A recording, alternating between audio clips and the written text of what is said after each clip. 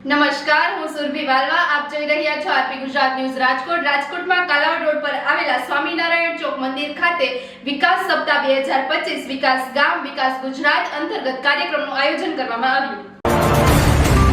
શ્રેષ્ઠ કામગીરી માટે ગ્રામ પંચાયત અને સરકારી સંસ્થાઓનું સન્માન કરવામાં આવ્યું. રાજકોટ શહેર અને જિલ્લા માર્ગ મકાન વિભાગ, ઉપલેટા નગરપાલિકા વિકાસ અને મનપા કાર્યોનું ખાતમુહૂર્ત કરવામાં આવ્યું. આ કાર્યક્રમની અધ્યક્ષતા સીએમ ભૂપેન્દ્ર પટેલે કરી અને આ અવસરે 194 કરોડ રૂપિયાના વિકાસ કાર્યનું ખાતમુહૂર્ત કરવામાં આવ્યું.